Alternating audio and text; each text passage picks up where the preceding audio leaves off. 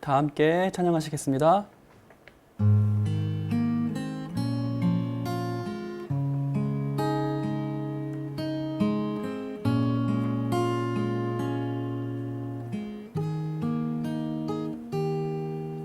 세상의 유혹 시험이 내게 몰려올 때에 나의 힘으론 그것들 모두 이길 수 없네. 거대한 폭풍 가운데 위축된 나의 영혼 어찌할 바를 몰라 헤매이고 있을 때 거짓과 속임수로 가득 찬 세상에서 어디로 갈지 몰라 머뭇거리고 있네. 공중의 권세 잡은 자 지금도 우리들을 실패와 절망으로 넘어뜨리려 하네. 주를 찬양, 손을 들고 찬양. 전쟁은 나에게 속한 것 아니니. 주를 찬양, 손을 들고 찬양. 전쟁은 하나님께 속한 것이니. 주위를 둘러보면 아무도 없는 듯 믿음의 눈을 들면 보이는 분 계시네.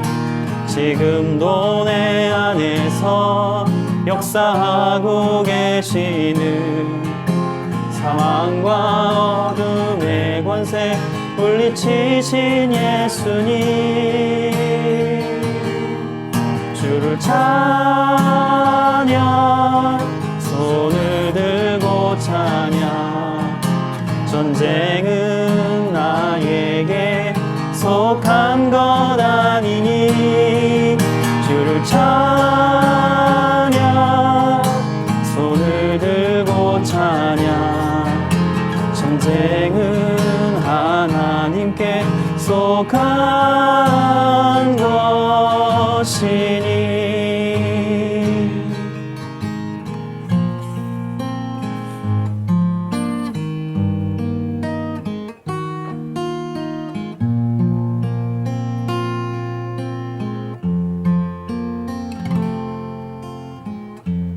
의지했던 모든 것 변해가고 억울한 마음은 커져가네. 부끄럼 없이 살고 싶은 맘 주님 아시네. 모든 일을 선으로 이겨내고 죄의 유혹을 따르지 않네. 나를 구원하시 영원한 그 사랑 크신 그네 날 붙드시네. 주어진 내 삶이 작게만 보여도 선하신 주 나를 이끄신 보내. 중심을 보시는 주님만 따르네. 날 택하신 주만 의지해. 보이는 상황에 무너질지라도 예수 능력이 나를 붙드네. 보이지 않아도 주님만 따르네. 내 평생 주님을 노래하리라.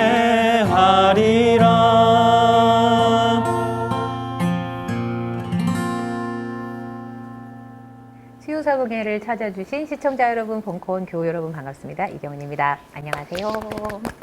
안녕하세요. 유기농 수도사님 반갑습니다. 네, 반갑습니다. 반갑습니다. 안녕하세요. 오광석 전도사님. 네, 반갑습니다. 반갑습니다. 목사님 안녕하세요. 네, 생명사랑교회 한문덕입니다. 와. 반갑습니다. 한 주간도 다들 잘 지내셨어요? 바쁘셨죠? 그래도 네. 가을 되니까 뭔가 좀 일들이 많고 그러지 않으세요? 활동도 많아지시고. 많죠? 그쵸. 네, 많습니다. 그쵸. 목사님 그 수요일 날 얘기 한번 해주세요. 수요일 날. 네. 제 지난주에 일이 무척 많았는데 이제 네. 9월달 시작돼서 말씀드린 대로 우리 수요 사경회 찍고 그다음에 그 연대 송도 강의 화목 와. 네. 그다음에 너찌 살롱이라는 데서 직장인들 대상으로 예수와 공자 금요일 날 수요일 날 수요 예배 네. 그다음에 이제 이번 지난주가 아니라 이번 주죠. 네, 이번 주 네. 월요일부터는 또 여신도 교육원 강의도 있고 뭐 그 예. 많은 와중에 네. 우리 그 후쿠시마 핵 오염수 투기 반대를 위한 도보 순례가 목요일 날 있지 않았어요? 화요일 날 있었어요. 지난주 화요일 날. 아, 네, 지난주 화요일 날 있었는데 우리가 수요사경에 찍을 때는 월요일이니까 그 얘기는 못 했는데. 그렇죠. 예, 그래서 종로 5가부터 이제 몇 군데서 사람들이 모여서 광화문으로 행진하는 거예요. 네. 저희는 종로 5가에 모였는데 뭐 서울역, 해화역, 네. 충정로역, 을지로 4가역, 네. 뭐 독립문 이런 데 모여서 광화문에 다 집결해가지고 이제 네. 거기서 네. 마무리 집회도 하고요. 네. 뭐 그거는 이제 노란 우산 쓰고 또 가니까 많은 사람들 주목도 끌기도 했는데 네. 네. 그 다음날 수요일에 또 오후 2시에는 네. 우리 교단 70주년 역사 순례의 현장 하나로 간토학살 100주기를 맞이해서 추도 기도회를 그 일본 대사관 앞에서 진행을 하고 네. 원래는 그 소녀상 옆에 그 간토학살 100주기를 추도하는 어머니의 기도라고 하는 조형물을 세우려고 했어요. 네네. 근데 완전히 아수라장이 됐어요. 어, 왜냐하면 그 극우단체 네. 우리를 완전히 둘러싸고 계속 그 이제 온갖 욕설을 해대해가지고 아, 예배 인도자나 설교자의 목소리는 뭐 거의 들리지 않고 어, 저는 제 옆에서 계속 그냥 그 욕하는 사람들의 막말만 한 1시간 들었어요. 너희들이 빨갱이들이 뭐 빨갱이들아 김정은한테 가라. 니네들이 무슨 목사냐. 니네들이 어디다 대고 하나님 말씀을 전한다 그러냐. 막 계속 그런 얘기로 엄청 소리를 질렀어요. 제가 지난주에 우리 교인들한테 설교했는데 네. 간토학살은 다들 아시지만 간토가 이제 관동이죠. 한자로 하면 관동 네. 우리말로는 관동 지역에 1923년 9월에 지진이 일어나거든요. 네. 네. 그래서 엄청 많이 죽어요. 10만이 넘는 사람들이 죽고 사회가 막 대혼란에 빠지죠. 그때 피해액이 일본의 전년도 국민 총생산의 3분의 1이었으니까 이루 말할 수 없고 엄청나네요. 예. 그런데 거기에 온갖 이제 악의적인 유언비어가 퍼지기 시작하면서 조선인들이 뭐 폭동을 일으킨다든지 습격을 한다든지 부녀자를 강간한다든지 우물에 독을 탄다든지 하는 유언비어가 퍼지고 일본들이 공포에 떨고 자경단원들이 스스로 자기들을 지키겠다면서 일본 그런 자경단원들이 조선인들을 학살하기 시작합니다. 근데 그때 자경단원의 상당수가 사실은 농민운동 전쟁, 네. 우리 그 동학혁명 때 한국 사람 죽이던 사람들, 3.1운동 때 죽이던 사람들, 이런 사람들이 제대해서 다시 고향으로 귀향한 군인들이 많거든요. 근데 그런 사람들이 선동을 하고 거기에 이제 공포에 휩싸였던 일반 일본인, 네. 일본인 젊은이들이 함께 그냥 군중심리에 휘말려가지고 6,600명 정도가 죽었다고 최초에 알려졌는데 나중에 조사를 해보니까 2만 3천 명이 훨씬 넘는 사람들이 학살을 당해요. 그러니까는 동아시아 역사에서 정말 그 엄청난 제녹사이드죠. 네. 대량 학살입니다. 그런데 그 100년 동안 일본이 단 한 차례도 사과한 적이 없어요.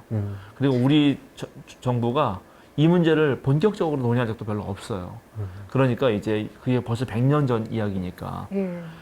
그거를 이제 저희 교단이 조금 기억해야 된다 그래서 기도회를 하려고 했던 건데 그거를. 예. 근데 거기 와서 예를 들어서 빨갱이 타령을 하고 있는 거예요. 이게 너무 뭐가 안 맞잖아요. 네. 그러니까 지금 이 정부가 헷갈리게 하는 게 반일, 그러니까는 예를 들어서 홍범도 장군, 네. 그 위대한 장군이죠. 원래 그 호랑이 잡는 포수였고 진짜 이 홍범도 장군의 봉오동 전투고 영화도 나왔지만 네.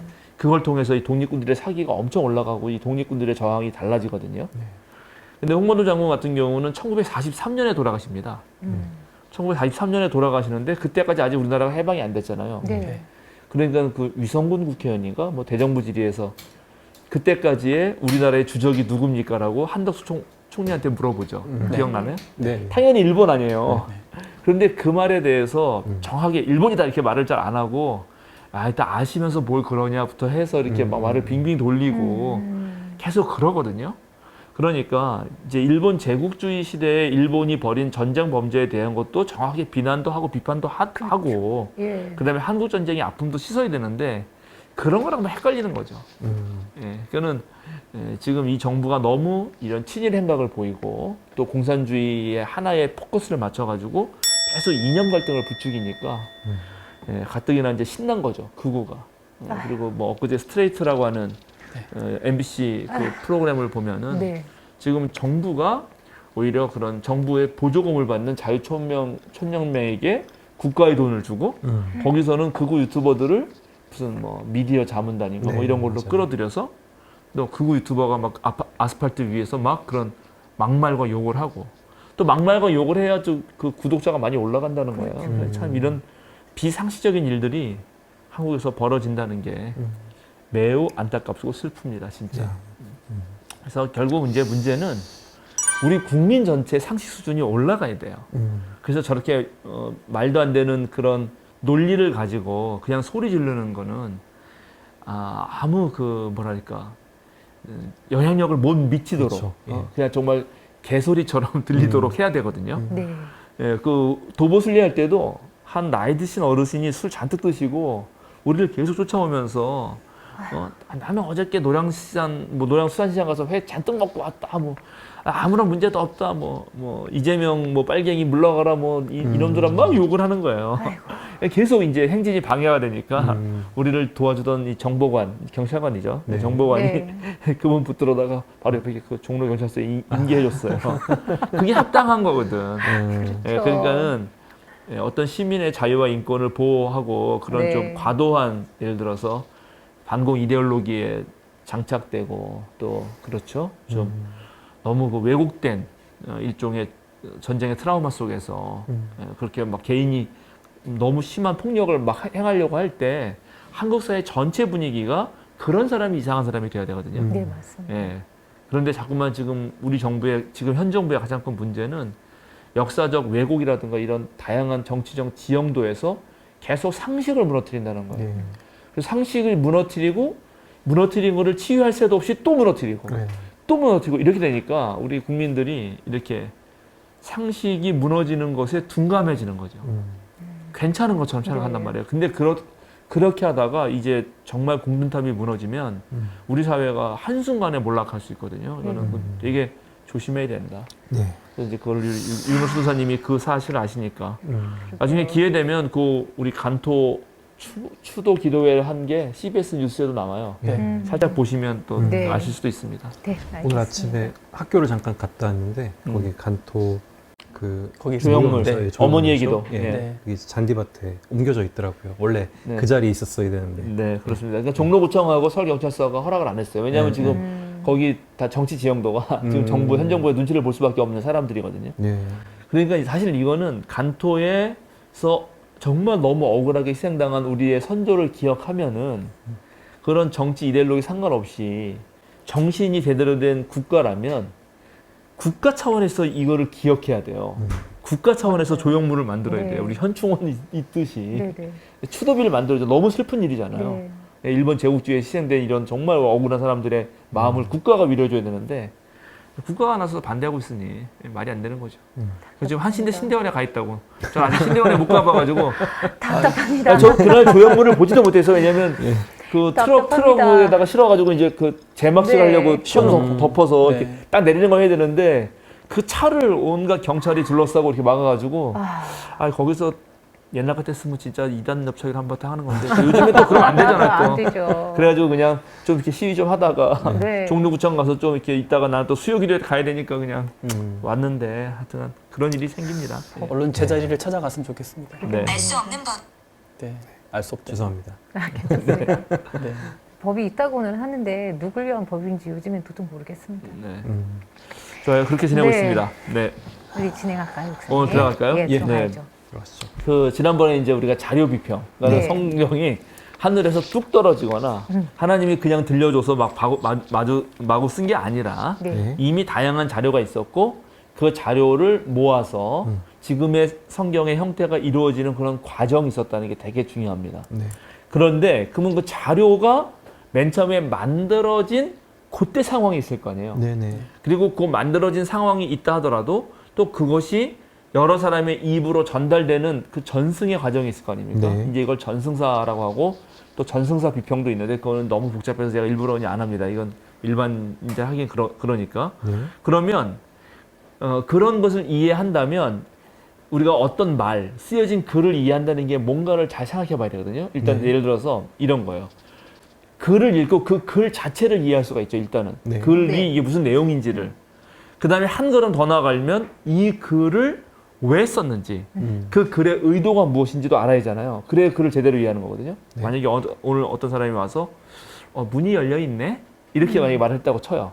그럼 이제 글로 썼어요. 네. 뭐 유기농 수도사가 말했다. 문이 열려 있네.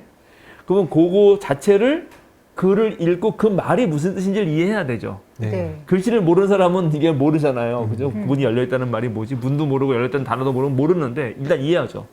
그런데 더 나가서 정말 이해해야 될 거는 문이 열려 있네라고 말할 때에 이 말한 사람의 뜻은 무엇일까요?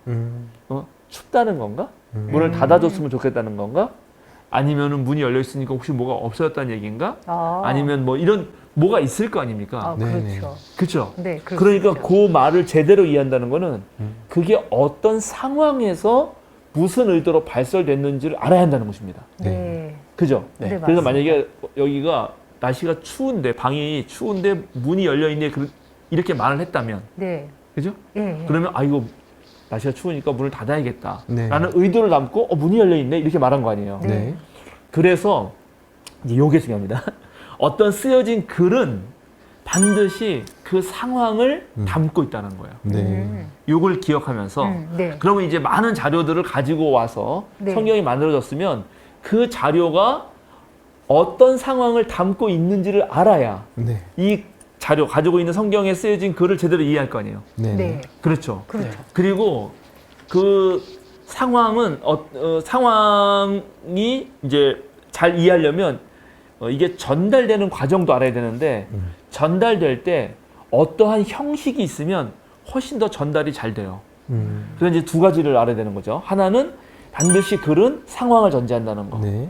그리고 이 상황을 전제하는 글이 잘 전달되려면 반드시 어떤 형식을 띌 수밖에 없다는 거. 네. 그죠? 네. 그래서 그런 형식을 띄어서 성경이 쓰일 텐데 그러면 성경에 다양한 형식의 글이 있지 않겠는가? 네. 네. 그리고 어떤 것을 전달할 때 요 말을 전달하기 위해서 꼭 필요한 형식이 있지 않겠는가? 이렇게 생각할 수 있죠. 예. 네. 예, 예를 들어서 뉴스를 보도한다. 그럼 뉴스를 보도하는 뉴스라는 형식이잖아요. 네. 그때 담기는 내용은 사실이어야겠죠. 네. 그렇죠. 그렇죠? 네, 네. 그런데 내가 시를 쓴다. 그럴 때 그 담는 내용이 꼭 사실일 필요가 있나요? 없죠. 예, 거기에는 막 네. 역설적인 것도 쓰고 말이 되지 않는 말도 쓰고 그죠? 네, 네. 네. 그렇죠. 그렇죠. 그럼요. 그리고 되게 중의적이고 네. 너무 다양하게 해석할 여지가 많고 네. 이렇잖아요. 그러니까는 시라는 형식과 뉴스라는 형식에 따라서 내용도 달라지고 그 상황도 달라지는 거예요. 네. 그렇죠. 네. 네. 이겁니다. 이제 오늘 할 게 이거예요. 네. 많이 궁금한데요. 어떤 얘기를 하시려고 그렇게 네. 설명하기 쉽지 않은데 그래요? 그래서 네. 성경 안에는 그래서 다양한 양식이 있다. 네. 라는 것을 이제 이 자료 비평 다음에 그 양식들을 찾아내는 작업들을 합니다. 네. 이거를 이제 양식은 폼이에요. 형식, 네. 폼. 네. 폼 크리티시즘이라고 합니다. 양식 비평이라고 하거든요. 네. 자, 그래서 한번 우리가 이 양식 비평을 이해하기 위해서 성서를 하나 읽죠, 일단. 네. 시편 7편. 주 나의 하나님, 내가 주께로 피합니다. 나를 뒤쫓는 모든 사람에게서 나를 구원하여 주시고 건져 주십시오. 그들이 사자처럼 나를 찢어 발개어도 나의 목숨 건져줄 사람이 없을까 두렵습니다. 주나의 하나님, 내가 만일 이런 일을 저질렀다면 벌을 내려주십시오. 내가 손으로 폭력을 행했거나 친구의 우정을 악으로 갚았거나 나의 대적이라고 하여 까닭 없이 그를 약탈했다면 원수들이 나를 뒤쫓아와서 내 목숨을 덮쳐서 땅에 짓밟고 내 명예를 짓밟아도 나는 좋습니다. 셀라. 주님, 진노하며 일어나시고 내 대적들의 기세를 꺾어 주십시오. 하나님, 깨어나셔서 판결을 내려 주십시오. 뭇 민족들을 주님 앞으로 모으시고 주님께서는 그 높은 법정으로 돌아오십시오. 주님께서는 뭇 백성들을 판단하시는 분이시니 내 의와 내 성실함을 따라 나를 변호해 주십시오. 악한 자의 악행을 뿌리 뽑아 주시고 의인은 굳게 세워 주십시오. 주님은 의로우신 하나님, 사람의 마음속 생각을 낱낱이 살피시는 분이십니다. 하나님은 나를 지키시는 방패시오. 마음이 올바른 사람에게 승리를 안겨주시는 분이시다. 하나님은 공정한 재판장이시오. 언제라도 악인을 벌하시는 분이시다. 뉘우치고 돌아오지 않으면 칼을 갈고 활을 겨누어 심판을 준비하신다. 살상 무기를 준비하시고 화살 끝에 불을 붙이신다. 악인은 악을 잉태하여 재앙과 거짓을 낳는구나. 함정을 깊이 파지만 그가 만든 구덩이에 그가 빠진다. 남에게 준 고통이 그에게로 돌아가고 남에게 휘두른 폭력도 그의 정수리로 돌아간다. 나는 주님의 의로우심을 찬송하고 가장 높으신 주님의 이름을 노래하련다. 네, 좋습니다. 어때요? 이 시를 딱 읽었을 때 이 네. 사람이 처한 상황은 어떤 것 같아요? 뭔가 되게 억울한 상황 같아요. 그렇죠. 악인에게 쫓기고 뭔가 어. 그런 위협을 받고 뭐 이런 느낌인데요. 그래서 이 사람이 지금 누구한테 호소하죠? 하나님께 네, 하나님께 호소합니다. 그럼 네. 자기는 억울하고 네. 하나님께 호소하고 네. 그래서 하나님으로 하여금 자기를 억울하게 만든 그놈을 심판해달라고 벌해달라고 하죠. 네네. 네. 그럼 요거는 마치 재판장 같은 느낌인 거예요. 맞습니다. 내가 피고고 네네. 나를 어렵게 한 놈이 원고고 네. 요 피고와 원고 사이에서 하나님이 재판해서 원고의 죄를 처단해달라 네. 하는 거죠. 네. 그럼 요런 상황이라면 이거는 요런 하소연하는 게 어디에서 됐겠는가? 어디에서 이런 일이 벌어졌겠는가? 예, 이런 하소연이 당연히 성전입니다. 성전. 그래서 성전에 올라가서 예, 하나님 앞에서 오. 거기서 마치 재판관이 계신 것처럼 그런 상황에서 자기를 하소연하는 거죠. 그래서 이런 시를 읽을 때 이건 성전에 올라가서 마치 재판정 앞에 있는 느낌으로 이 사람이 억울함을 했구나 이런 걸 알게 되는 거죠. 꼭 네. 재판 꼭 성전이어야만요. 네, 다른 성전입니다. 데서는 하면 안 하나님이 돼요. 거기 계시니까. 예, 하나님이 재판관이시니까. 다른 데도 계시잖아요. 아니 그렇지 않습니다. 이 구약 시대에 예를 들어 다른 데 물론 네. 무소부재하다고 하지만 네. 이런 재판의 역할을 담당하는 거, 네. 예, 그런 거는 당연히 성전에 올라가야 되죠. 그래요. 네. 그냥 뭐 어디 뭐 숲속이나 집이나 양을 치다가 어. 억울해서 이렇게 막 기도할 수 있는 건 아니에요? 아니에요. 그렇지 않아요. 어, 네. 그래서 그래요? 예, 이런 건 성전에 올라가서 하는 거라고 우리가 정확히 얘기할 수 있어요. 아 그래요. 그리고 이제 성전이 억울한 사람들이 피해서 자기 몸을 숨기는 곳이기도 해요. 그 옛날에 왜 우리 언제지? 소도라니 소도. 소도요. 그 신라 시대 때인가 백제 시대인가 하여튼 삼국 시대에 네. 억울함을 당한 사람이 피하는 소도가 네, 있어요. 네. 그런 것 같이 성경에도 도피성이라는 게 있잖아요. 네, 왜? 네, 네, 있죠. 너무 억울할 때 그런 네. 역할을 나중에 성전이 하거든. 그러니까 진짜 억울한 일을 당해서 일단은 피해되는 곳 그리고 거기서 하나님 앞에 화소연할 수 있는 곳은 일단 성전이란 걸 알게 돼요. 네. 그럼 이건 꼭 성전에서만 이런 스타일이 어떤 일단은 성전일 거라고 생각하는 거죠. 것이다. 네. 그리고 만약에 지금 다윗이 이런 곤경을 당했다면 요거는 혹시 이런 상황 아니었을까 하면서 사무엘하 16장 5절부터 8절 다윗 왕이 바오림 마을에 가까이 이르렀을 때 갑자기 어떤 사람이 그 마을에서 나왔는데 그는 사울 집안의 친척인 게라의 아들로서 이름은 시므이였다. 그는 거기에서 나오면서 줄곧 저주를 퍼부었다. 다윗 왕의 모든 부하와 모든 용사가 좌우에 서서 왕을 호위하고 가는데도 그는 다윗과 그의 모든 신하에게 계속하여 돌을 던졌다. 시므이가 다윗을 저주하여 말하였다. 영영 가거라. 이 피비린내 나는 살인자야. 이 불한당 같은 자야. 네가 사울의 집안 사람을 다 죽이고 그의 나라를 차지하였으나 이제는 주님께서 그 핏값을 모두 너희에게 갚으신다. 이제는 주님께서 이 나라를 너희 아들 압살롬의 손에 넘겨주셨다. 이런 형벌은 너와 같은 살인자가 마땅히 받아야 할 재앙이다. 여기서 8절의 마지막에 네. 그죠? 네네. 이제 주님께서 이 나라를 너의 아들 압살롬의 손에 넘겨주었다. 이거 무슨 네. 사건이에요? 아들이 압살롬이 반란을 네. 일으켜가지고 다윗이 도망가는 상황인데 네. 도망가다가 이 바울인 마울인가에 갔는데 이제 여기서 또 시므이가 나와가지고 이 사람은 이제 사울 계열의 사람이었던 거죠. 네. 그러니까 네가 사울왕을 그렇게 다 몰살시키고 권력을 잡았는데 잘 됐다 이놈아 이러면서 막 예. 하는 거죠. 네. 그러니까 이런 상황일 때 성전으로 도망가서 아. 하나님 앞에 억울하네. 하소연하면서 네. 할 만하지 않은가 네. 그럴만 이렇게 하죠. 생각해 볼 수 있는 거죠. 예. 네. 그러니까 이제 이런 상황들을 연구하는 거예요. 아. 여기 어떤 양식들이 그럼 시편에 보면 시편은 이런 시편이 있고 이런 시편이 있고 네. 이런 시편의 구조는 언제나 이런 상황이다. 라는 걸 이제 생각해 보는 겁니다. 네. 자, 그래서 우리 또 몇 가지 보죠. 시편 149편 1절, 98편 1절, 150편 1절부터 4절까지. 할렐루야 새 노래로 주님을 노래하며 성도의 회중 앞에서 찬양하여라. 네. 새 노래로 주님께 찬송하여라. 주님은 기적을 일으키시는 분이시다. 그 오른손과 그 거룩하신 팔로 구원을 베푸셨다. 할렐루야 주님의 성소에서 하나님을 찬양하여라. 하늘 웅장한 상공에서 찬양하여라. 주님이 위대한 일을 하셨으니 주님을 찬양하여라. 주님은 더없이 위대하시니 주님을 찬양하여라. 네. 이런 노래들은 또 어디서 나왔을까요? 어떤 상황에서? 아까 모든 글은 상황이 있다 그랬잖아요. 성전에 어떤 그죠.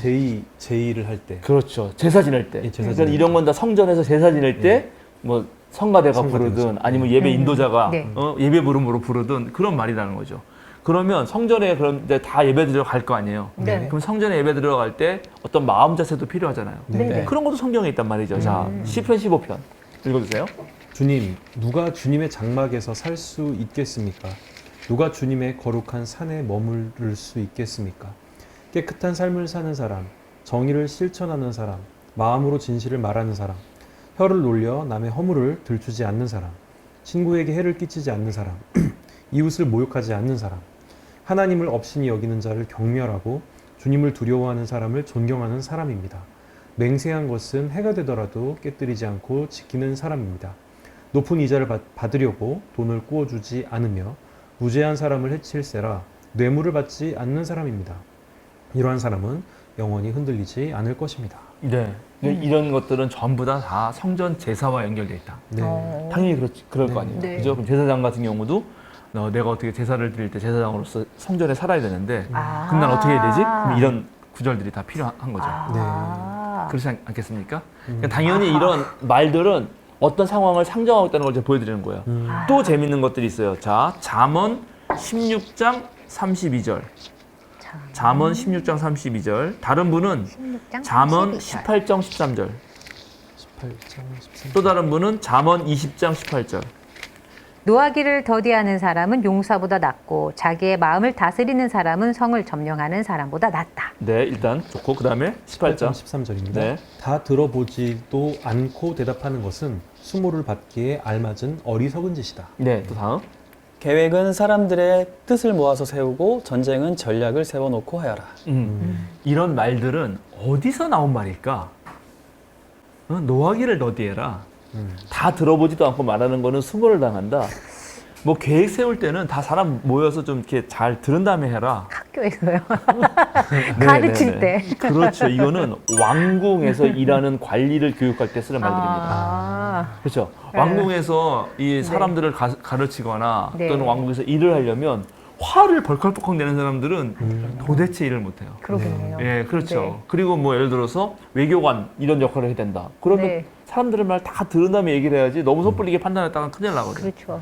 그렇죠. 그럼요. 예, 그리고 계획 같은 거 세울 때도 여론을 살펴야지 그냥 지멋대로 하면 안 된단 말이죠. 네. 이 대목에서 누군가가 자꾸 떠오르는 것 같아요. 그래서 이런 부분들은 이런 말들이 되게 많지만 네. 이런 부분들은 특별히 애국, 예, 이집트 대제국의 왕궁에서 그런 왕이 될 사람들을 가르치거나 네. 거기서 관리를 할 사람들을 교육하는 데서 네. 쓰던 말들이라는 걸 밝혀내는 거예요. 이런 거를 어떤 상황에서 이런 말들이 나왔는지 생각하지 않고 읽어도 은혜가 많이 되는데 꼭 그거를 알고 읽어야 되나요? 네, 나중에 이제 그렇게 읽었을 때 얻는 예, 그런 그 뭐랄까 유익 유익 있어요. 예, 유익이 있고 네. 실제로 이제 그 아까 말한 대로 어떤 말한 뜻의 네. 의도 아, 이게 이제 중요한 거죠. 그래요? 예, 물론 그냥 노하기를 더디하는 게 그냥 삶에도 너무 좋죠. 좋아요. 읽는 예. 것만으로도 은혜가 되는 구절들이잖아요. 물론 그렇죠. 그러나 네. 그럼에도 불구하고 이게 네. 특별히 왕실 교육이었다. 왕궁 관리 교육이었다 그러면 더 느낌이 오죠. 네. 네, 당연합니다. 예를 들어서 그 우리 조선 시대도 그래서 음악이 다양한 종류가 있어요. 민요도 있고. 네. 그다음에 이제 궁중 음악은 악이라 그래서 아주 정갈한 음악이거든요. 네. 네. 그러면 예를 들어서 궁중에서 왕이 될 사람이 예를 들어 세종대왕이 락을 배울 필요가 있나? 그런 걸 가르쳐야 되나? 아니, 그러면 그거는 스트레스 해소할지는 모르지만 네. 그러면 이 임금의 마음이 이제 그 한자로 지랄발광. 아, 그렇게 되는 한자예요? 거거든. 지랄 말광이. 사자성어입니다. 사자성어. 아, 그렇군요. 네. 그 마음이 온전하지 못하죠. 네. 그래서 궁중에서 임금이 배우는 음악은 되게 느려요. 아, 아시잖아요. 음악 천천히만. 그렇죠. 예. 이게 한참 가. 네. 그래서 마음을 다스리게 만드는 또 거예요. 화가 날 것 같은데. 자, 그러니까 노하기를 더디하고라는 네. 말이 단순히 그냥 일반인에게 해주는 말이라기보다는 네. 이렇게 특별히 다양한 일을 한꺼번에 처리해야 되고 모든 사람의 그런 갈등을 조절해야 되는 사람 마음속에 네. 너무 들락날락하면 안 된다라는 아, 거죠. 네. 그리고 특별히 귀가 밝아야 된다는 것도 마찬가지예요. 그렇죠. 경청을 다 해야지 네. 그냥 이 사람 말만 듣고 확 해버린다든지 네, 너무 네. 섭부르게 판단하는 안 거는 된다. 문제가 있죠. 그렇죠. 예, 맞습니다. 이해되죠. 그러니까 네. 이게 훨씬 더 그런 상황을 알 때 이게 음. 더 그쪽에 더 핵심적인 말이었구나를 네. 알게 됩니다. 네. 알겠습니다. 좋습니다. 그렇군요. 좀 이따 그런 또 예를 몇 개 더 들어드릴까요? 네. 그래서 이런 방식으로 이제 우리는 잠언이라고 하는 격언 네. 이런 양식도 살펴봤고요. 네. 시도 어떤 시는 재판정에서 자기의 억울함을 호소하는 탄식을 주로 하는 시도 네. 있고 어떤 시는 성전 제사와 관련돼서 찬양을 주로 하는 시가 있다는 서로 다른 양식이 있다는 걸 알게 되는 거예요. 네. 네. 그럼 양식 비평은 뭘 하려고 하는 거냐? 바로 성경에서 이런 양식을 계속 발굴해내는 거예요. 네. 아. 그 양식을 발굴해내고 그 양식의 특징은 무엇이다. 음. 그리고 이 양식은 어떤 상황에서 나오게 되고 그 상황에서는 이런 의도가 더 있는 것이다. 네. 네. 라고 말하는 것입니다. 예를 들어서 이제 요 예로만 들어드릴게요. 우리 잘 알고 있는 그 중풍병자를 네. 지붕에서 집에 내리는. 내린 사건이 네. 있잖아요. 예, 예, 예. 그거는 분명히 그 친구들을 봐서 믿음을 보시고 그 사람을 고쳤죠. 네. 그러면 일반적으로 뭔가 병자를 고친 이야기는 치유 이야기라는 양식일 거예요. 네. 그런데 치유하니까 어떡하죠, 사람들이? 놀라죠. 놀라기만 하나요? 거기서 믿음을 보시고 친구들의 믿음을 보시고 내 자리를 들고 일어나서 걸어라. 걸어가라고 하죠. 네, 맞아요. 그러니까 거기 있는 사람들이 비판을 하죠. 비판을 하죠. 네, 맞아요. 안식일이었잖아요. 그날이. 안식일인데 자리를 들고 안식일인데. 걸어가라고 어. 그런다고. 일이라고. 그렇죠. 그러면 이 이야기가 형식은 맨 처음에 치유 이야기로 시작이 됐는데 네. 가만 보니까 치유 이야기가 아니라 논쟁 논쟁. 이야기다 네. 하는 거예요. 그러면 치유 이야기의 특징과 논쟁 이야기의 특징은 다른 거죠. 서로 의도하는 바가 다르고. 그러네요. 그렇죠. 네. 그래서 그러네요. 양식을 결정하는 게 무척 중요한 거예요. 네. 두 개가 다 있는 그런 경우는.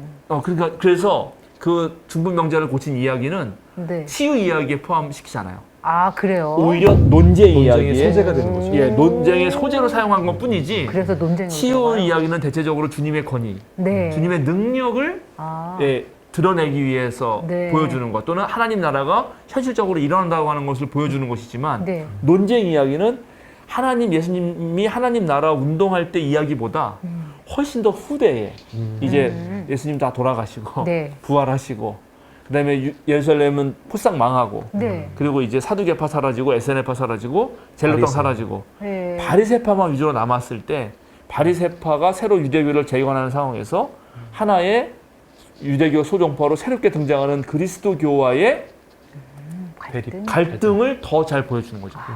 그러면 상황이 달라요. 네. 네. 이런 걸 다 밝혀내는 거다. 어려운 일 하시네요. 목사님 이런 걸 다 밝혀내라고 네. 그 당시 성경 저자가 썼을까요? 아니요. 그러니까요. 너무 우리가 심각하게 파고드는 것 같은 느낌이. 아니요. 네, 그걸 그래요. 밝혀내라고 쓴 건 아니지만 네. 그래야지 네. 성경이 말하려고 하는 아까 말한 상황을 알게 되고 네. 그 상황을 알아야 더 의도를 아는 거예요. 제대로 성경을 읽기 위한 엄청난 노력을 하는 거죠, 학자들이. 아. 그래서 얼마나 성경의 양식이 많냐면 대체 밝혀낸 게 아유. 일단 역사 보도 같은 게 있어요. 네. 그건 이미 역사책이 있었으니까 뭐 예. 이스라엘의 무슨 전쟁기에 이런 책이 있었다. 그때 맞잖아요. 네. 그걸 이제 우리가 역사 보도가 있죠. 민담 있어요. 민담. 민담. 그래서 민담 우리 그 왕 세울 때 가시나무한테 가서 부탁하는 얘기 이런 옛날 얘기 있잖아요. 전설 얘기 아시죠? 무슨 포도나무한테 가서 왕 달라고 했더니 나 싫다. 네, 나 네, 싫다. 네, 네. 나중에 가시나무가 한다는 네, 말이에요. 네, 네. 그런 민담이 있고요. 신화가 있고 네. 동화도 있고 우화. 그다음에 그냥 예화, 설교, 그다음에 권유, 고백, 교훈 이야기, 비유 중에서도 아주 독특한 비유가 따로 있어가지고 이거를 그냥 비유라는 뜻의 독일 말인 파라벨, 뭐 영어로 패러블이죠. 근데 하여튼 네. 파라벨이라고 부르는 것도 있고 예언, 네. 율법, 그다음에 지혜, 그다음에 구상말이라 그래서 아주 기억이 잘 되게 하는 말이 있어요. 그게 이제 그거예요. 인자가 안식일의 주인이다. 이런 말들. 뭐 안식일이 사람을 위해서 있는 것이지 사람이 안식을 위해서 있는 것은 아니다. 이런 네. 말들. 이런 거를 하나의 어떠한 그 핵심적인 말들만 따로 쓰는 용어가 있거든요. 이걸 아포프테그마라고 하는데 하여튼 그래서 그런 말이 먼저 있고 네. 그 말을 전하기 위해 상황을 만들어요. 예, 그런 속담이 있겠고 네. 네. 수수께끼가 있고 그 다음에 그 계약문 계약 맺는 계약문이 있죠. 네. 족보가 있죠. 족보. 있죠. 족보 같은 거 되게 중요한 양식이에요. 네. 그 족보의 역할이 있단 말이에요. 네. 갑자기 족보가 등장하면 아 이거는 상당한 시간을 건너뛰려고 하는구나 얘네가. 네네. 그러나 그걸로 이제 족보로 딱 메꾸면서 그러나 족보는 족보의 특성이 있어요. 예를 들어서 누가복음과 마태복음에 다 족보가 나오는데 다르죠. 마태는 그 꼭대기에 누가 있죠? 족보의 맨 아브라함. 꼭대기에 아브라함. 아브라함이 있어요. 네. 근데 누가에는 아담. 아담이 있죠. 그럼 벌써 족보 두 개 딱 비교해 보면 누가와 마태가 벌써 그 사유하는 지평이 다르다는 거 알죠? 마태는 어디죠? 자기네 유대인이에요. 네. 근데 벌써 누가는 아담이니까 인류 전체라고. 네. 그런 식으로 발견해내는 거예요, 다. 이게 엄청납니다. 아까 말한 치유 이야기, 논쟁 이야기.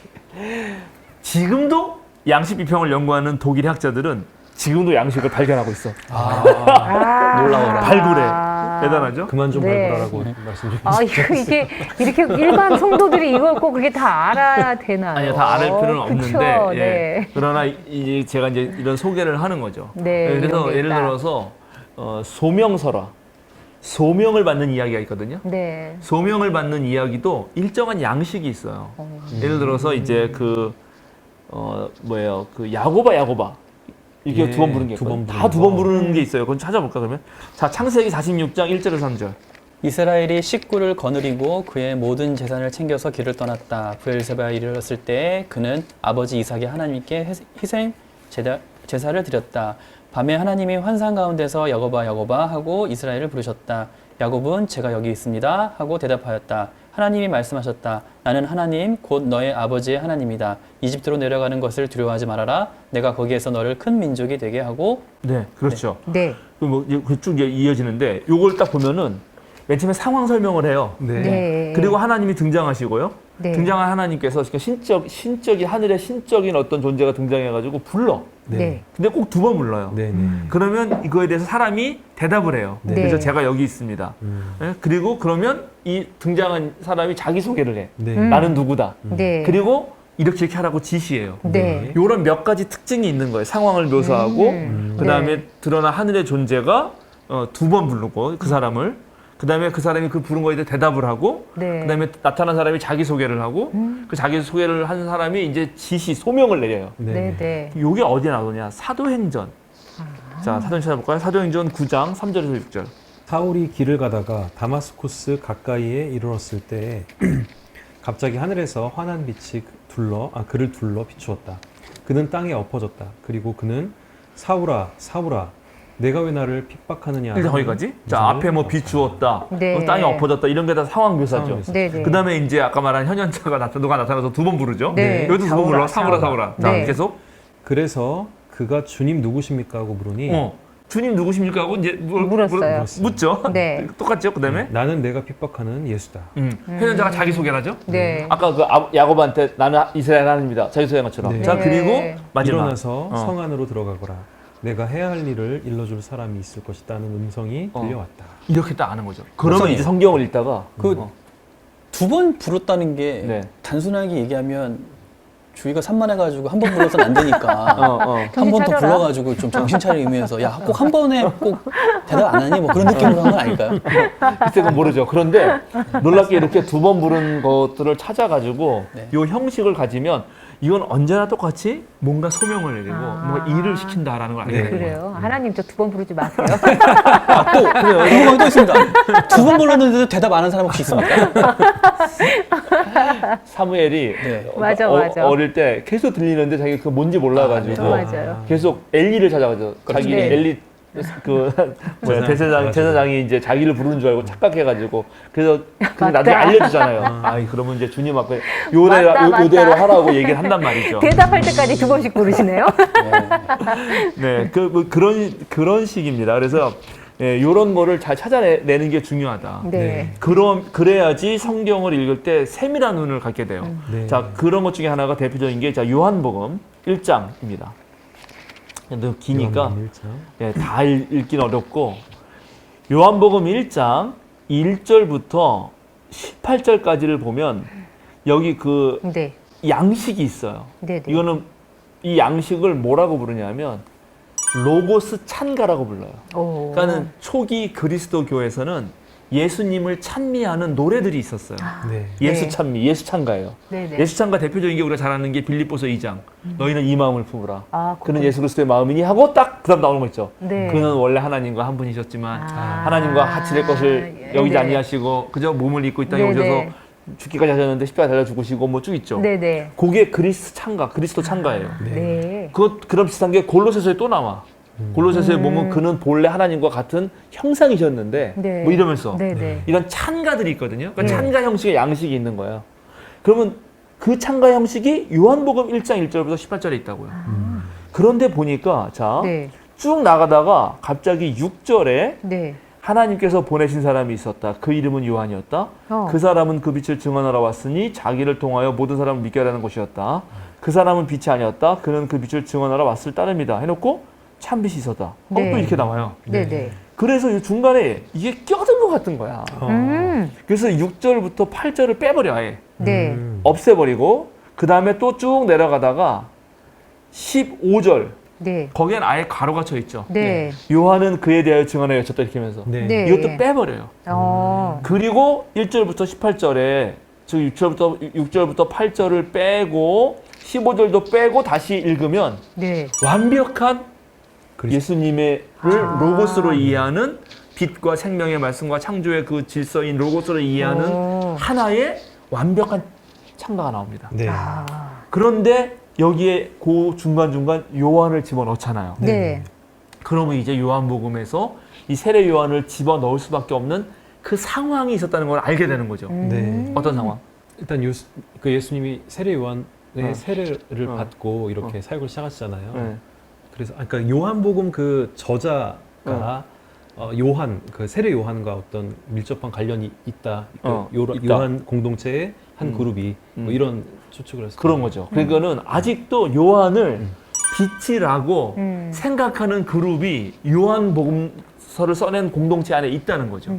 그러니까 로고스 상가를 할 때 이걸 하면은 요한을 떠올리는 인간들이 있는 거야. 아.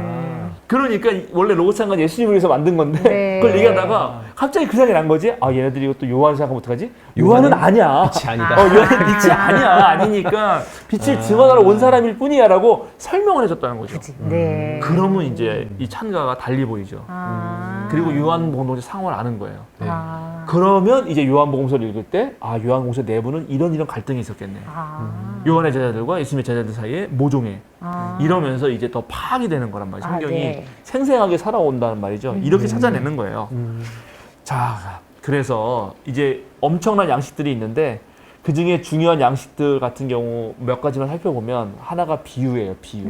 네. 비유. 예수님의 많은 가르침은 설교와 격언과 비유로 요약될 수 있어요. 네.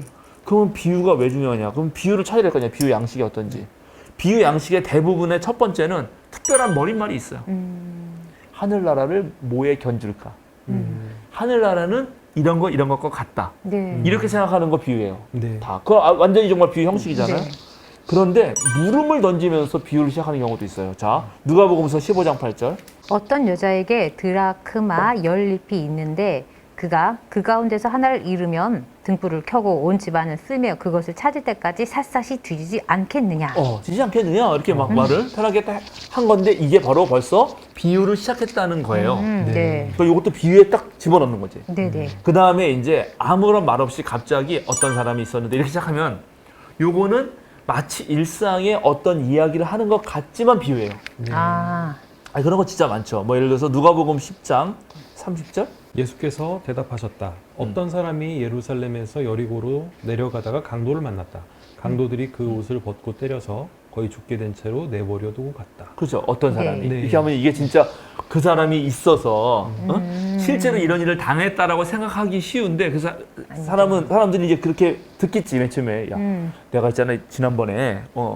이렇게 막 시작하는 거야. 그러면 이제 진짜 그런 일이 벌어진 것처럼 듣다가 나중에 가면 아, 이게 비유였구나 알게 되면서 네. 네. 확 깨는 거죠. 네, 네. 네. 이런 식의 비유. 근데 이래서 이런 비유 양식을 찾아낸 거야, 막. 네. 네. 다 뒤졌어요. 예수님 복음을 뒤져가지고 딱 연구를 해봤더니 네.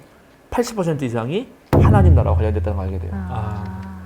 그래서 예수님이 하나님 나라 알고 싶으면 일단 비유를 봐야 되는 거예요. 네. 그러니까 중요하죠.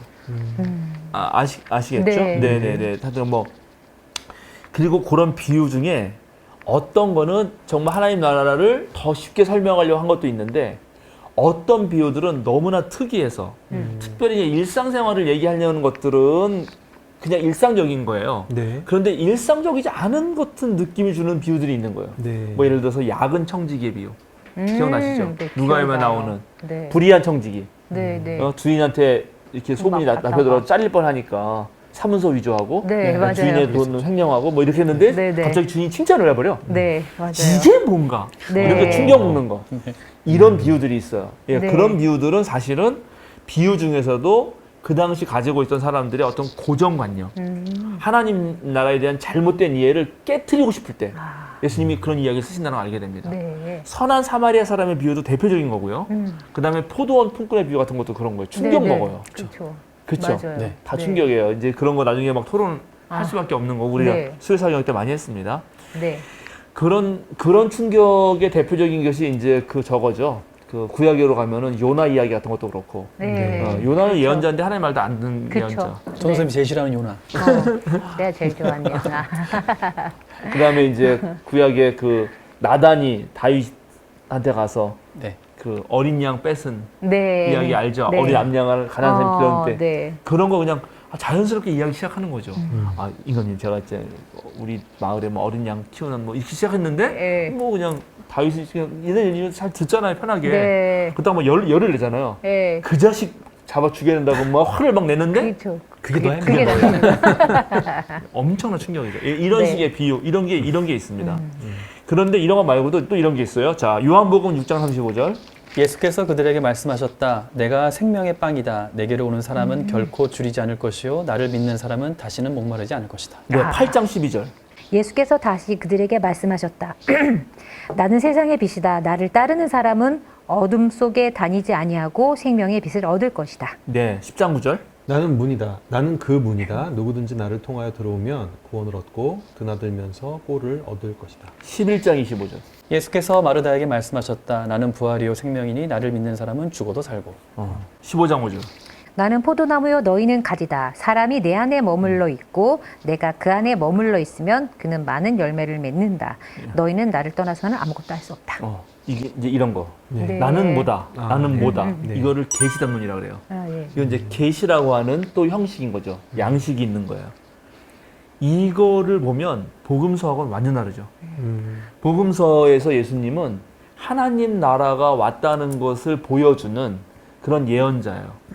예, 이미 왔거나 아니면 곧 올 거다. 네. 그래서 그 현실이 어떻게 지금 펼쳐지고 있는지를 보여주는 사람이라면 요한복음에 이 계시담론이 딱 등장하면서 예수님은 이제 뭐죠? 미래의 모습 어떤 하나님 나라가 온다는 걸 얘기하는 사람이 아니에요. 나. 네. 내가 생명이에요. 그러네요. 내가 포도나무고 내가 빛이에요. 그러면 그 공간복음서에서 예수님을 따르는 사람들하고 요한복음에 따르는 사람들의 예수님에 대한 기대는 완전 다릅니다. 그렇겠네요.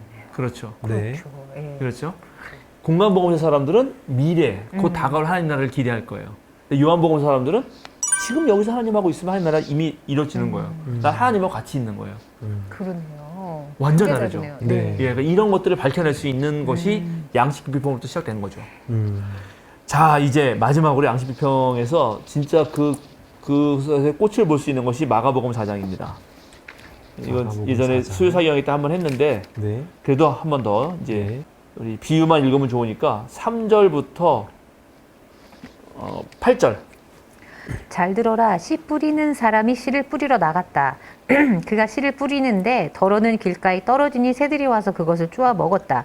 또 덜어는 흙이 많지 않은 돌짝밭에 떨어지니 흙이 깊지 않으므로 싹이 곧 나왔지만 해가 뜨자마자 타버리고 뿌리가 없어서 말라버렸다.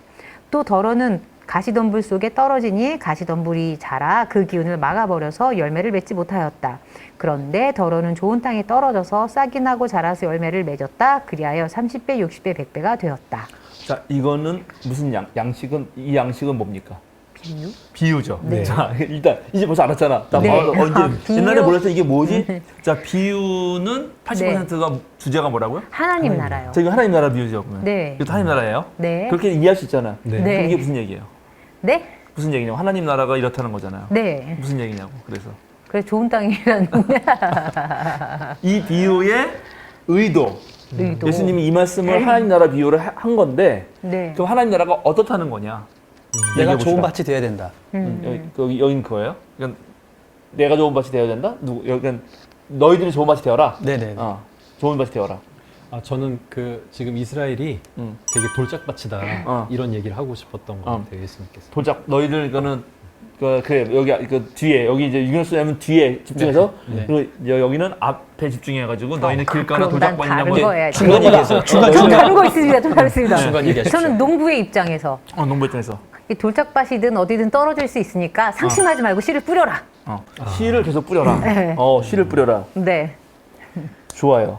그런데 놀랍게 다 틀렸다. 예. 아니 잠깐만요. 놀랍게 예. 자 13절부터 다시 보겠습니다. 13절부터 자 거기에 보면은 10절에 보면은 12제자와 그러니까 예수께서 혼자 계실 때 예수의 주위에 들어오는 사람들이 12제자와 함께 그 비유들이 무슨 뜻인지를 예수께 물었다 이렇게 나와요. 네. 네. 네, 그리고 이제 13절부터 예수님이 니네 그거 뭐 알아듣지 못하냐 이러면서 얘기를 해줘요. 자 14절 씨를 뿌리는 사람은 말씀을 뿌리는 것이다. 네. 길가에 뿌려지는 것들이란 이런 사람들이다. 그들에게 말씀이 뿌려질 때 그들이 말씀을 듣기는 하지만 곧바로 사탄에서 그들에게 뿌려진 그 말씀을 뺏어간다. 돌짝밭에 뿌려지는 것들이란 이런 사람들이다. 그들은 말씀을 들으면 곧 기쁘게 받아들이긴 하지만 그들 속에 뿌리가 없어서 오래가지 못하고 그 말씀 때문에 환란이나 박해가 일어나면 곧 걸려 넘어진다.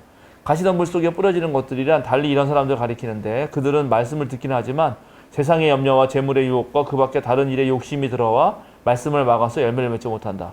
좋은 땅에 뿌려지는 것들이란 이런 사람들이다. 그들은 말씀을 듣고 받아들여서 30배, 60배, 100배 열매를 맺는다. 이렇게 설명을 해줘요. 네. 그러면 이거는 어떤 말이라는 거예요? 앞에 비유가. 앞에 비유가요? 그게 이제 이런저런 사람들이 있다. 그래서 결국은 좋은 땅 여기 앞에 지금 그 뭐예요? 사탄이 와서 뺏는 사람들, 네. 받아들이지만 뿌리가 없어서 환란이나 박해가 넘어지는 사람들, 네.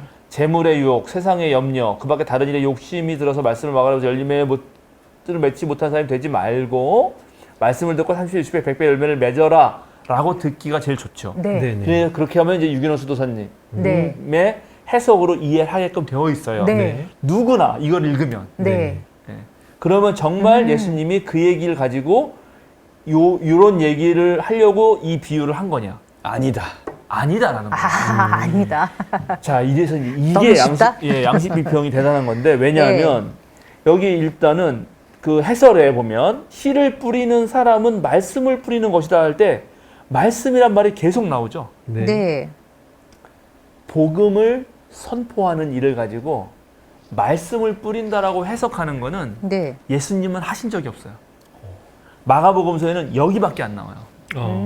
그러면 복음을 하나님 나라의 복음을 전파하는 거. 네. 회개하라. 하나님 나라가 가까웠다. 그죠? 천국이 가까웠다. 회개하고 복음을 믿어라. 이렇게 말하는 거가 예수님 말씀이었는데 네. 그건 말씀을 전하는 거다. 네. 이렇게 이해하는 거는 초대 교회에서만 쓰는 말이에요. 아. 예수님이 하신 말이 아니라. 그래서 그 초대 교회 우리 이제 초대 교회를 잘 다룬 편지들 뒤에 네. 편지들 보면 복음 전하는 일을 거의 다 말씀 전하는 일로 가득해요. 예. 씨를 뿌리는 걸로 비유해. 그 다음에 두 번째 복음 선포를 씨를 뿌리는 것을 복음 선포에 연결한 것도 예수님 하지 않았어요. 한 번도. 예수님은 오히려 씨 뿌리는 거 이런 것과 관련돼서는 수학, 네, 수학, 추수와 관련돼서 네. 얘기를 했지. 예. 그렇죠? 그리고 놀랍게 예수님이 여기서 또 뭐라고 말하냐면 사탄이 와서 가져간다 그랬잖아요. 네. 네. 그럼 여기 길가에 새잖아요. 네. 새가 와서 가져간 거 아니에요? 네. 새들이 와서 쪼아 먹었는데 이 새들을 지금 마가복음서는 사탄이라고 한 거 아니에요? 네. 네. 예수님은 새들을 사탄이라고 부른 적이 없어요. 단 한 번도. 네. 이 비유 자체는 예수님이 한 비유가 아니네요. 아시겠죠? 그러니까 이 예수님이 한 말씀이 비유에 대한 아니었네. 이 해석은 네. 전부 마가복음서의 상황에서 네. 마가 공동체가 해석한 거지 예수님의 해석이 아니다라는 걸 밝혀냈습니다. 제대로 낚였네요. 제대로 낚여. 예수님이 예수님이 한 말씀하신 말씀도 줄 알았어요, 아니셨네. 예, 그러니까 전부 다 이렇게 이 앞에 말은 예수님 말씀 맞지. 그러나 이 해석은 아. 초대 교회 해석이란 말이죠. 아, 그러면 예수님이 해석해 준 게 아니었네. 그렇죠. 예수님이 해석했다라고 예수님의 권위를 빌어서 해석해 준 것처럼 말했지만 이건 마태 공동체 낚였네요. 해석이라는 거예요. 네네. 네. 마태 공동체 해석이 나쁘다는 게 아니야. 네. 뭐 이해는 하죠, 충분히. 네네. 그래서 여태까지 유기농 수도사님처럼 다 해왔어요. 네. 많은 사람들이 네네. 특별히 이제 아우구스틴 같은 경우도 설교할 때 아우구스틴 설교할 때 보면은 여러분의 마음에 돌짝밭에서 돌을 건져내고 여러분의 그 심은 그런 그 잡초 같은 걸 뽑아내서 뿌리를 깊게 내리고 이렇게 해라. 너 여러분이 좋은 밭이 되라. 이렇게 전부 얘기를 했다고요. 그러면 예수님은 이 얘기를 왜 했나? 그 얘기가 아니라면 이 얘기는 무슨 얘기인가? 이게 하나님 나라 비유잖아요. 네. 하나님 나라 비유를 예수님이 열심히 하나님 나라 운동을 했는데 그게 실제적으로 잘 안 맥혀 들어가는 거예요.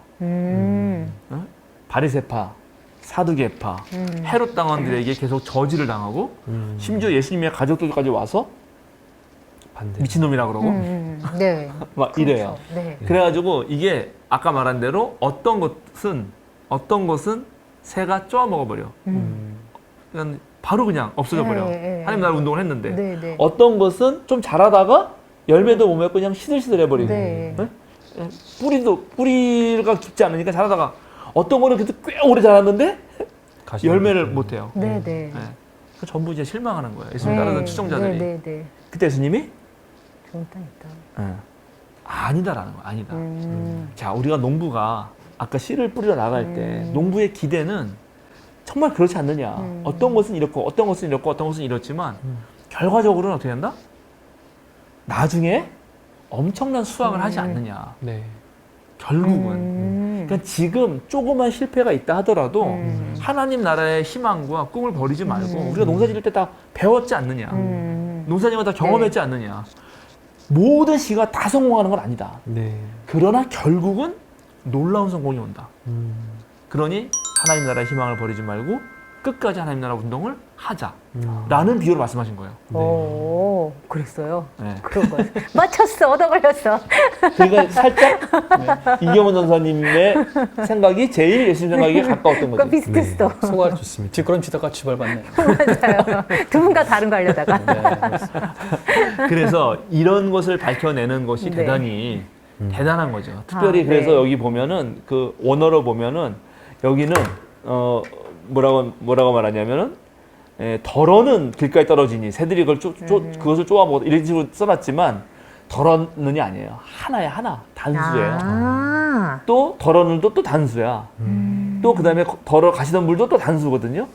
그런데 좋은 땅에 떨어진 걸 똑같이 덜어라 했는데 좋은 땅에 떨어진 것만 복수예요. 그러니까 이제 이런 것들을 찾아내는 거죠. 아, 그래요? 그래서 이 비유는 실패하는 것은 소수이고 많은 것이 성공한다는 얘기를 하심으로써 결국은 농부의 마음으로 우리가 하면 결국은 성공이 오니까 조그만 실패에 좌절하지 말라는 말씀이었다는 거예요.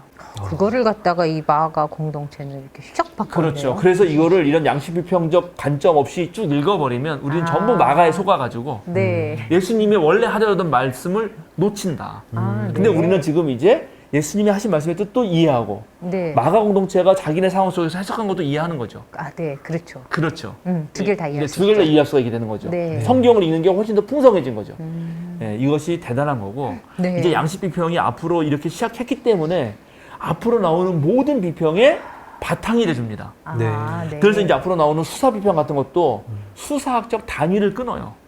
설득을 하려면 여기서부터 여기까지 끊어야 될 거 아니에요. 이거 다 볼 수는 없잖아요. 그래서 그런 것의 기본을 세워준 게 양식 비평이에요. 양식을 찾기 위해서 계속 다 그리고 다양한 걸 구분해냈잖아요. 네. 이것도 대단한 거고.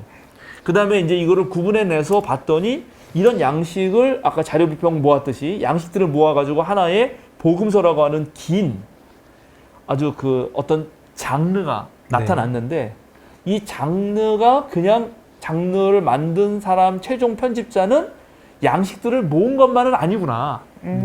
요걸 또 배치를 하는구나 얘네가. 네. 그래서 이게 편집 비평으로 확대됩니다.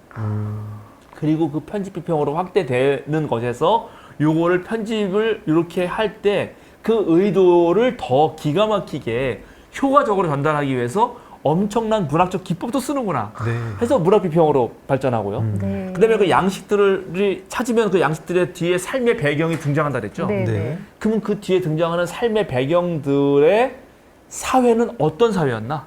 이거를 지식사회학적 관점으로 분석해 들어가기 시작해요. 네. 그래서 사회과학적, 사회사적 또는 사회학적 방법론으로 확대가 됩니다. 어렵습니다. 네. 근데 그 사회학적 방법론으로 들어간 그 사회가 고대 사회는 전부 종교 사회예요. 네. 얘네들은 유일신을 믿었지만 네. 이 주변 사회는 다 신교를 믿었거든. 그러면 이게 종교에서는 어떤 영향을 서로 주고받은 거냐 하는 종교사 비평을 만들어내죠. 그 모든 밑바닥에 양식 비평이 있다. 네. 양식 비평이 어마어마하네요. 예, 그래서 어떤 양식을 아는 것, 그리고 어떤 문헌이 쓰여진 그 문헌의 장르를 아는 것, 네. 무척 중요하다.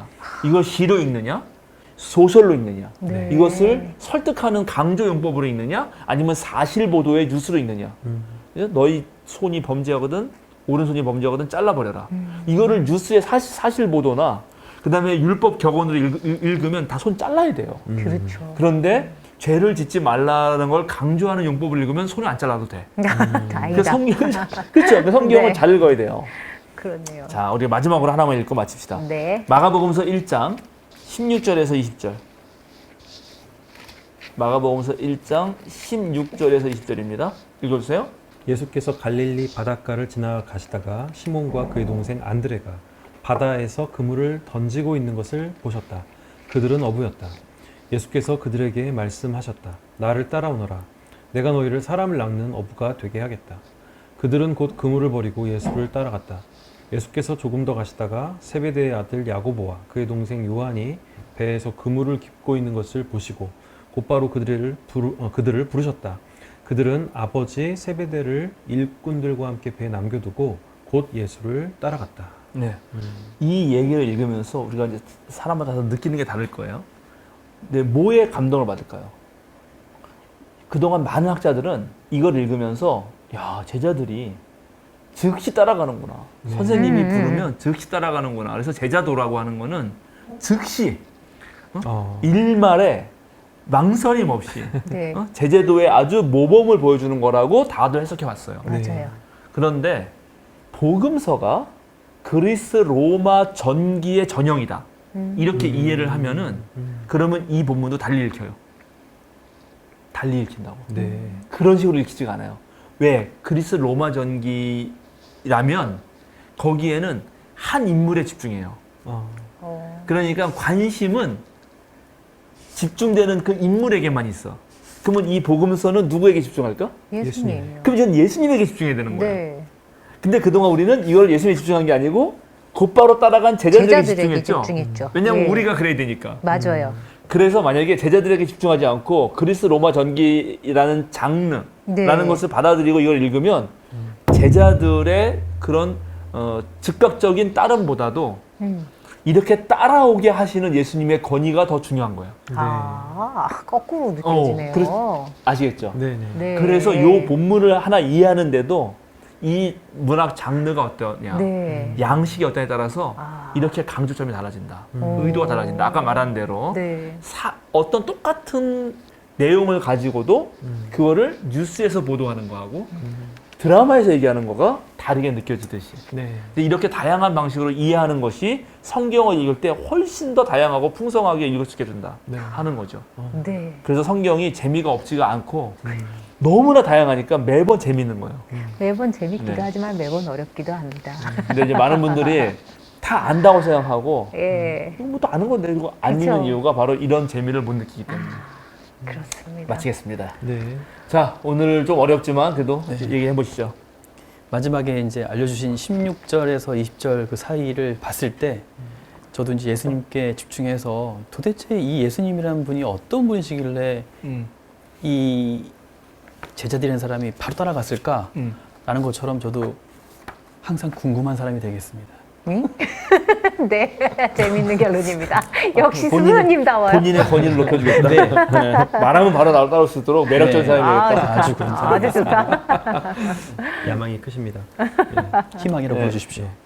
저는 그 오늘 이제 양식 비평 이렇게 배우면서 그동안 우리가 성경을 읽을 때 모든 장르를 다 그냥 다큐로 받아들인 것 같아요. 너무 그냥 사실로 진지하게. 그러다 보니까 여기선 수많은 양식 뭐 비유든 문학적인 부분이든 이렇게 있는데 그거를 너무 좀 곡해한 게 아닐까 이렇게 생각을 해봤습니다. 그래서 양식 비평을 배우는 건 중요하다. 저는 좋습니다. 네. 재밌지만 매우 어려울 수 있다. 네. 이거 다 알아야 되니까. 무슨 양식인지 알아야 되잖아요. 자칫하면 또 삐끄덕할 수 있잖아요. 네, 이제 이런 것들의 한계들도 있습니다. 당연히 나중에 이제 이 역사 비평을 건너서 문학 비평하러 갈 때 제가 역사 비평이 어떤 한계를 가졌기 때문에 이걸 나올 수밖에 없었는지를 얘기할 거예요. 네. 그러나 그럼에도 불구하고 이런 것이 있다는 걸 알고 성경을 읽는 거하고 그래서 시를 시로 읽고 네. 역사를 역사로 읽고 민담은 민담으로 읽고 비유는 비유를 읽어야지 비유를 맞아요. 막 사실로 읽고 이렇게 이제 이러면 이제 뒤죽박죽 되는 맞아요. 거거든요. 네네. 예. 네. 제가 이제 우리 신학생들과 더 공부를 또 열심히 하는 분들이 있어요. 이렇게 네. 알려주면 그분들 책을 한 권 소개하려고 하는데 네. 게라르트 로핑크라는 분의 당신은 성서를 어떻게 이해하십니까? 라는 책이 분도출판사에서 나온 게 있거든요. 네. 네. 그게 양식 비평을 다룬 책이에요. 어, 양식 비평을 다룬 책으로서 소개한 책으로서는 제일 좋은 책이에요. 진짜 오래됐는데 근데 아직도 나와요. 네. 분도출판사 책은 나오니까 그래서 신학생들은 꼭 일독을 요청한다. 네. 알겠습니다. 게라르트 로핑크의 아깝네요. 저는 못 읽겠네요. 피해가지 마시고. 뭐 신학생 아니어도 신학생만 읽는 얘기는 아니고 신학생은 반드시 읽고 관심 있는 모든 독자들 읽어도 좋다. 알겠습니다. 네. 예, 그래서 요런 거부터 시작해서 이제 네. 성서를 잘라보기 시작했다는 거죠, 사실은. 네, 네. 예, 그러면 이제 또 전체를 보는데 약하겠지. 나중에 전체를 보는 노력이 또 나옵니다. 네, 네. 그러나 이렇게 분석해보는 능력도 상당히 필요하다. 오늘 예수님의 그 씨 뿌리는 비유의 뜻이 이렇게 달라질 수도 있구나 알았잖아요. 네. 저는 좋습니다. 알겠습니다. 마칠까요? 네. 네, 아유, 수고도 많이 하셨습니다. 네. 기도하겠습니다. 주님 감사합니다. 우리가 하나님 말씀 깊이 파고들고 정말 성서를 만들어내고 또 그것을 전달하고 함께 나누었던 그때 그 믿음의 선배들의 상황들과 그들이 우리에게 전해주고 싶었던 하나님의 뜻이 무엇인지를 우리가 알려고 하는 노력을 게을리하지 않게 하시고 오늘 특별히 200년도 더 된 이 놀라운 새로운 성서 비평 방면론의 시작을 알린 양식 비평에 대해서 함께 생각해 보게 됩니다. 성서를 읽을 때 우리가 제대로 그 뜻을 밝혀낼 수 있도록 늘 우리 마음대로 읽지 않도록 늘 주의하게 하시고 우리 수요사경회가 하고 있는 지금 성서에 대한 그런 깊은 이해를 통해서 우리 하나님의 뜻을 찾아가는 데 도움이 되게 하여 주시옵소서. 함께 수고하는 우리 수요사경회 팀들 외에도 함께 해주시고 또 열심히 우리 수요사경회를 시청하면서 더 하나님의 뜻에 가까이 다가고자 하는 모든 분들에게 주님께서 더 큰 지혜와 용기와 힘을 주시옵소서. 감사드리며 예수님의 이름으로 기도드립니다. 아멘. 아멘. 아멘.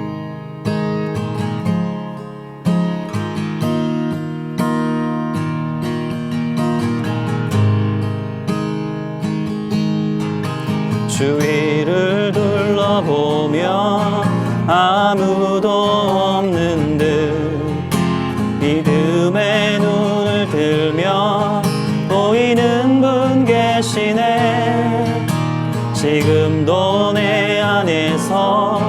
역사하고 계시는 사망과 어둠의 권세 물리치신 예수님 주를 찬양 손을 들고 찬양 전쟁은 나에게 속한 것 아니니 주를 찬양 손을 들고 찬양 전쟁은 하나님께 속한 것이니 주를 찬양 손을 들고 찬양 전쟁은 나에게 속한 것 아니니 주를 찬양